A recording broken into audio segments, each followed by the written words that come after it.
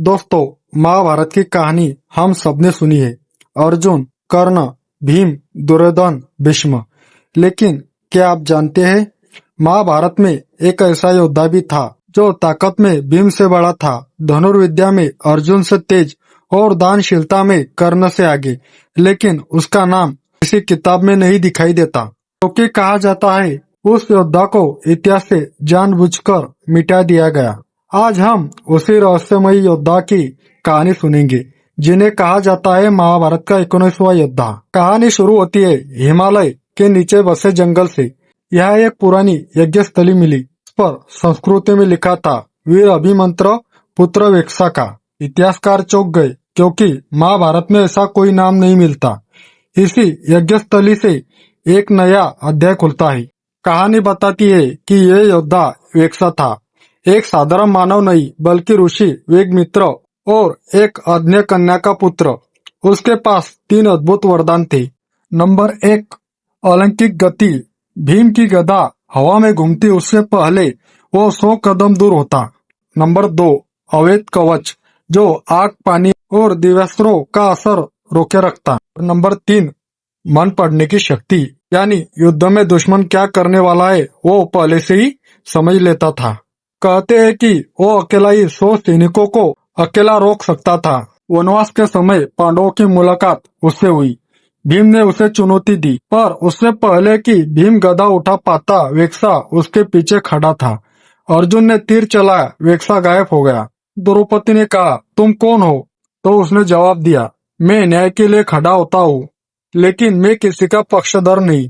कहा जाता है कि पांडव उसे अपने साथ युद्ध में लेना चाहते थे, पर वेक्षा ने मना कर दिया।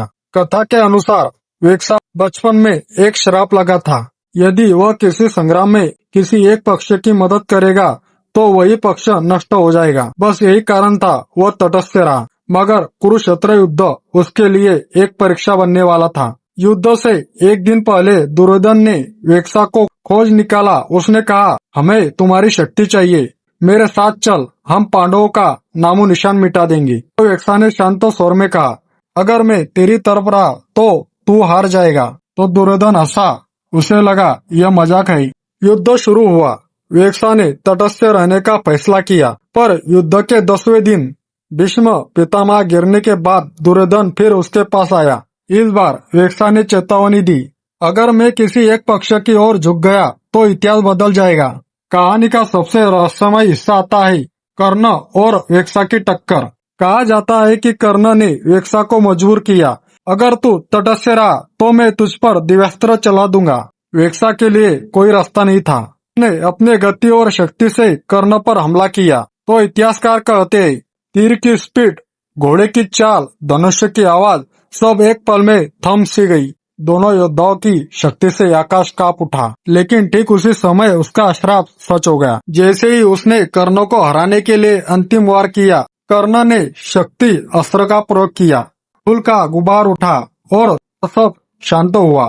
वेक्षा वहां नहीं था, न उसका शरीर मिला न उसके अस्त्र। कुछ लोग कहते हैं वह भस्म हो गया और कुछ कहते हैं देवता ने उसे उठा लिया। लेकिन असली सवाल यही है। कई कारण बताए जाते हैं। नंबर 1, वो तटस्थ योद्धा था, किसी पक्ष का नहीं। नंबर 2, उसकी शक्ति दोनों पक्षों की कहानी को बदल सकती थी। नंबर 3, उसकी उपस्थिति युद्धों को महान धर्म युद्ध के रूप में कमजोर कर देती। नंबर 4, सबसे महत्वपूर्ण, महाभारत को 2 पक्षों की कहानी बनाना जरूरी था, ताकि धर्म और अधर्म का अंत स्पष्ट रहे। इसलिए उसे इतिहास से गायब कर दिया गया। आज भी हिमालय की घाटियों में एक लोक कथा कही जाती है, वो योद्धा जिसने किसी के लिए नहीं, केवल सत्य के लिए युद्ध किया। शायद इतिहास ने उसका नाम मिटा दिया, लेकिन कहानी अभी भी जिंदा है। तो मिलते हैं नेक्स्ट वीडियो में। अगर आपको पार्ट 2 चाहिए तो कमेंट में बताइए।